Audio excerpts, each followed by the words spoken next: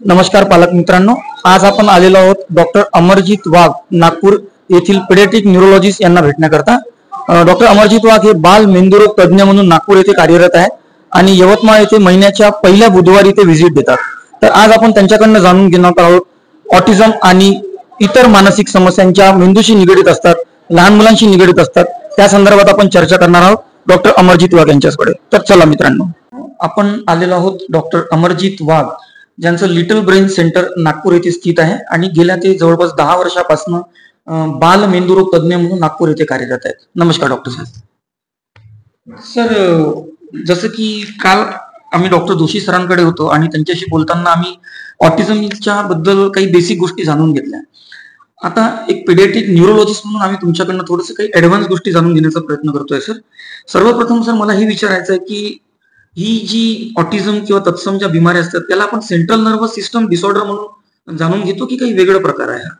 Autism हा नक्कीच central nervous सिस्टमशीच connected disorder आहे. जसं जर आपण प्रॉपरली सीएनएस म्हणायला गेलो तर आपल्याला हे समजावं लागेल की सीएनएस आणि पीएनएस मधला डिफरन्स काय आहे. सीएनएस म्हणजे प्रॉपर ब्रेन आणि पेरिफेरल नर्वस सिस्टम मध्ये तुमचे मसल्स, नर्व्स आणि व्हेंट्रल हॉर्न येतात. सीएनएस मध्ये तुमचा स्पायनल कॉर्ड आणि ब्रेन येतो.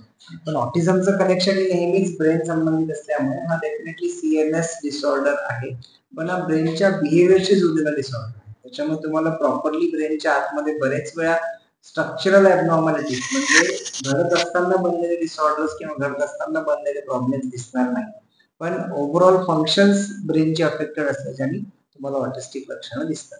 अच्छा. तर सर, मग याच्यामध्ये जेव्हा आपण बघतो की काही ज्या टेस्ट असतात, जसं तुम्ही सजेस्ट करता ईईजी आणि MRI, तर या काही कन्फर्मेटरी टेस्ट आहे की याच्यावरून काही ऑटिझम बद्दल, स्पेक्ट्रम बद्दल काही माहिती मिळते की अजून काही याच्या व्यतिरिक्त पण लागतं? नॉर्मली ऑटिझम मध्ये विचार केला तर दोन प्रकार असतात, ज्याला ऍटलिस्ट मी तरी त्याला primary autism versus secondary autism म्हणतो. याचा अर्थ आहे की एखादा मुलगा बोलत नाहीये, बाकी मुलांसोबत मिक्स होत नाही आहे, एकटा राहतो आहे. हे जे ऑटिझमचे लक्षण आहेत, हायपर ऍक्टिव्ह आहे, कम्युनिकेशन दोन्ही प्रकारचं, बोलणारं कम्युनिकेशन ज्याला आपण वर्बल कम्युनिकेशन म्हणतो आणि न बोलणारं कम्युनिकेशन ज्याला आपण नॉन वर्बल कम्युनिकेशन म्हणतो. हे दोन्ही कम्युनिकेशन जिथे अफेक्टेड असतात तिथे आपण, आणि हे स्पेसिफिकली जर 2.5 ते 2.5-3 वर्षामध्ये होत आहे तर त्याला ऑटिझम असण्याचे चान्सेस जास्त आहेत, किंवा त्याला ऑटिस्टिक फीचर्स आपण म्हणतो हे असण्याचे चान्सेस जास्त आहे. आता याच्या मागचे कारण जेव्हा आपण शोधतो तेव्हा primary versus secondary autism. Secondary autism म्हणजे पेशंटला दुसरे काहीतरी लक्षण आहे किंवा दुसरा काहीतरी आजार आहे, त्या आजारामुळे त्याला ऑटिस्टिक लक्षणं दिसून राहील.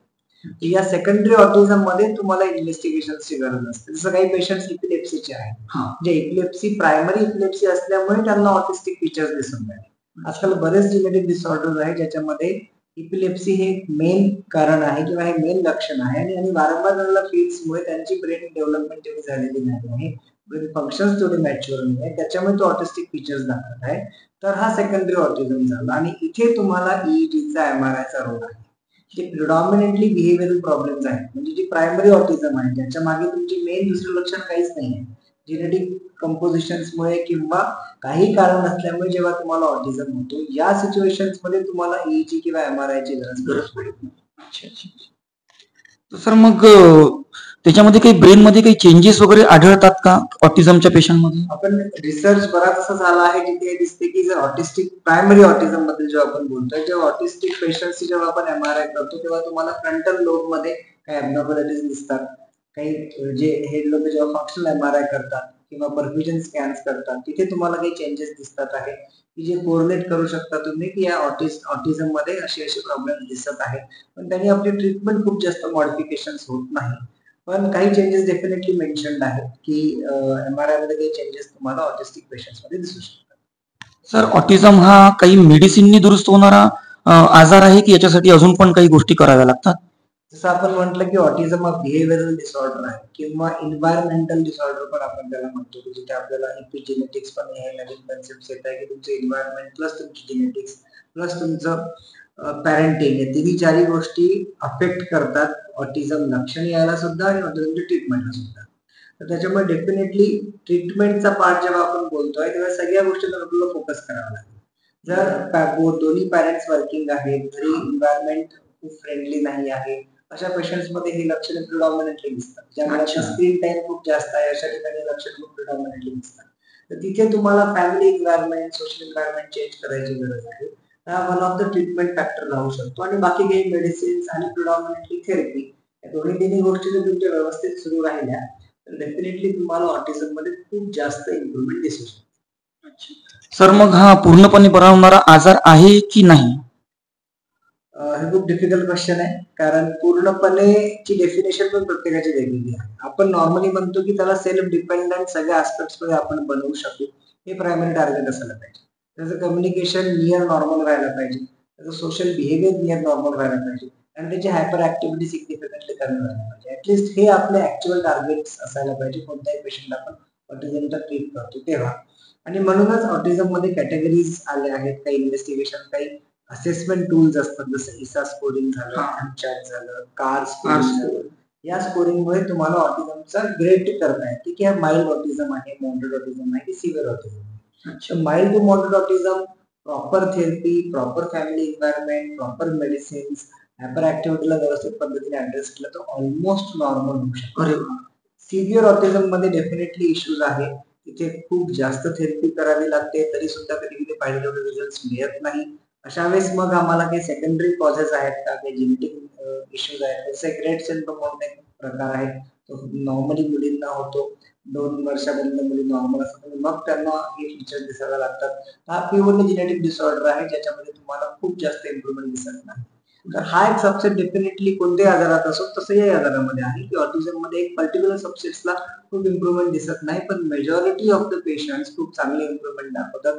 जर तुम्ही therapy, good family environment, minimum screen time, proper medicines, या सगळ्या गोष्टी जर व्यवस्थित दिल्या तर डेफिनेटली त्यांना इम्प्रुव्हमेंट दिसते. ही नक्कीच पालकांना दिलासा देणारी बाब आहे सर. एक शेवटचा प्रश्न असा विचारतो, नॉर्मली जे आमच्याकडे पॅरेंट्स येतात त्यांचा एक कन्सर्न असतो की माझा मुलगा जर ऑटिस्टिक आहे तर तो नॉर्मल मुलांसारखा शाळेत जाऊ शकेल का आणि शिक्षण घेऊ शकेल का? त्यांना उत्तर काय द्यायचं आम्हाला नेहमी कळत नाही. तर म्हणून एक एक्सपर्ट म्हणून मी तुम्हाला विचारतो की या मुलांनी शाळेत जायचं, नॉर्मल एज्युकेशन घेऊ शकतात का?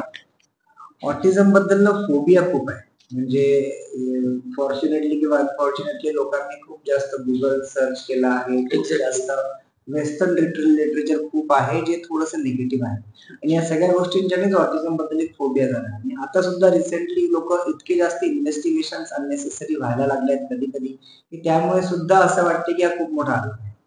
डेफिनेटली इथे मेहनत खूप आहे. ऑटिझमचा प्रॉब्लेम काय की ऑटिझम हा कोणते डॉक्टर ओरिएंटेड ट्रीटमेंट याच्यामध्ये नाहीये. जसं इपिलेप्सी मध्ये माझं काम आहे की पेशंटला प्रॉपर ट्रीटमेंट द्यायला पाहिजे, पेशंट इम्प्रूव्ह व्हायला पाहिजे. ऑटिझम मध्ये इश्यू आहे की ऑटिझम मध्ये मल्टी फॅक्टरल राहायची गरज आहे. खूप लोक इन्व्हॉल्वमेंट आहेत, खूप डिफरंट पॉइंट्स मध्ये ते इन्व्हॉल्ड आहेत. पॅरेंट्स आहेत, थेरपिस्ट आहे, डॉक्टर आहे, ठीक आहे, या सगळे टीचर्स आहेत. त्याच्यामुळे तिथे इश्यूज आहेत, त्याच्यामुळे पाहिजे तेवढा लवकर रिझल्ट मिळत नाही. पण डेफिनेटली हे मुलं नॉर्मल शाळेमध्ये जाऊ शकतात. सुरुवातीला जसंही मुलगा, जस्ट इमॅजिन करा की 2 वर्षामध्ये ऑटिझम डायग्नोज झालं, त्याने थेरपी सुरू केली, 2 ते 3 वर्ष त्यांनी थेरपी सुरू केली, 3.5 वर्षापर्यंत थेरपी सुरू झाली, आणि आता पॅरेंट्सचा प्रश्न आहे की सर आता शाळेत जायचा वेळ झाला, आम्ही शाळेत टाकू का? 3.5 ते 4.5 वर्ष हा एक बफर पिरियड म्हणून यूज व्हायला पाहिजे, जस्ट शाळेमध्ये इंट्रोड्यूस करायसाठी. डोंट इमॅजिन, डोंट एक्सपेक्ट की तो शाळेत गेल्याबरोबर सगळं नॉर्मल करायला लागेल. पण शाळा हा एक ग्रुप प्लेचा हिस्सा असू शकतो. शाळा हा एक शिस्त लावण्याचा हिस्सा असू शकतो. शाळा हा त्याला सोशलाइज करायचा एक हिस्सा राहू शकतो. त्याच्यामुळे पहिलं वर्ष तुम्ही त्याला फक्त बाकी मुलांसोबत मिक्स करण्यासाठी ग्रुप थेरपी सारखं शाळेमध्ये पाठवा. पॅरेंट्सला, टीचर्सला तसं सांगा की होऊ शकते हा कम्प्लीट वेळ बसणार नाही. त्याचं सिटिंग टॉलरन्स आपल्याला कळतो. शाळेतून जेव्हा इतर लोकांकडून कमेंट्स येतात तेव्हा आपल्याला कळते की याला कुठे कुठे इम्प्रुव्हमेंटला स्कोप आहे, कुठे कुठे हा सोशल होण्यासाठी आपल्याला हर्डल्स येत आहे. कारण जेव्हा आपण थेरपी करतो तेव्हा तुम्ही थेरपिस्ट, डॉक्टर, पॅरेंट या 3 लोकांपुरतेच मर्यादित आहात. जेव्हा तुम्ही शाळेमध्ये जाता तेव्हा त्यासाठी एक इट्स अ बिग वर्ल्ड, आणि तिथे तो कुठे फंबल करतो आहे का, त्याला कुठे प्रॉब्लेम्स येत आहे का, तर ते 1 वर्ष बफर म्हणून वापरा. डोंट युटिलाइज की आता हा KG1 ला जाता त्यांनी KG1 सारखं सगळं याला यायलाच पाहिजे. बरोबर, तुम्ही त्याला सोशल करायसाठी म्हणून पहिल्या वर्षी शाळेत पाठवा. आणि जर तुमचं शाळा, आणि जेव्हा तुम्ही त्याला शाळेत पाठवतो तेव्हा त्याची थेरपी कमी नका करू किंवा बंद नका करू. थेरपी कमी होईल कारण त्याचा काही वेळ हा शाळेत चालला आहे. तुमचा फंड सुद्धा, तुमचे फायनान्सेस सुद्धा मॉडिफाय होऊन राहिले, फंड सुद्धा तुमचा खर्च होत आहे. तर डेफिनेटली तुम्ही थोडीशी थेरपी कमी करू शकता, पण बंद नका करू. तुम्ही थेरपी प्लस स्कूलिंग सुरू ठेवली तर डेफिनेटली त्याला खूप चांगले इम्प्रुव्हमेंट येणार. तर ते नॉर्मल शाळेत जाऊ शकतात. हा जर बेसिक प्रश्न आहे की शाळेत जाऊ शकतात का, हो ते डेफिनेटली नॉर्मल शाळेत जाऊ शकतात. माइल्ड टू मॉडरेट ऑटिझम खूप चांगल्या पद्धतीने रिकवर होऊ शकतो. त्यांनी तरी डेफिनेटली नॉर्मल शाळेतच यूज करावा. नाही झालं 1 वर्ष नॉर्मल शाळेमध्ये किंवा स्कूलमधून काही कंप्लेंट्स आहेत तर आपण ठीक आहे, आपण मग विचार करूया, आपण त्यांना स्पेशल स्कूल्स किंवा जे स्पेशल एडेड स्कूल्स आहेत किंवा जिथे शॅडो टीचर्स आहेत किंवा जिथे एक्स्ट्रा स्पेशल एज्युकेटर्स आहेत, थेरपिस्ट आहेत, अशा ठिकाणी आपण टाकण्याचा विचार करायला पाहिजे. तर पालक मित्रांनो, आज आपण ऐकलं डॉक्टर अमरजीत वाघ, जे की नागपूर येथे प्रॅक्टिस करतात आणि दर बुधवारी यवतमाळ येथे आरोग्यम हॉस्पिटलला सेवा देतात. ते सकाळी 10 वाजतापासून ते संध्याकाळी 5 वाजेपर्यंत इथे असतात. तर मला असं वाटतं की आपल्या जर काही मानसिक समस्या असतील ऑटिझमशी रिलेटेड आणि मला जर काही न्यूरोलॉजीचा सल्ला पाहिजे असेल तर जरूर तुम्ही इथे येऊन त्यांचा लाभ घ्यावा. जसं की डॉक्टर वाघ सरांनी आपल्याला सांगितलं की आपला मुलगा पूर्णपणे बरा पण होऊ शकतो आणि तो नक्कीच शाळेमध्ये जाऊ शकतो. आणि जर सर्व प्रकारच्या जर आपण ट्रीटमेंट योग्य प्रकारे केल्या, मेडिसिन आणि थेरपीज, तर तुमचा पेशंट नक्कीच होऊ शकतो. धन्यवाद डॉक्टर साहेब, तुमचा वेळ दिल्याबद्दल खूप खूप धन्यवाद. आणि नक्कीच येणाऱ्या काळात या सर्व गोष्टींचा फायदा आमच्या पेशंटला जरूर होईल.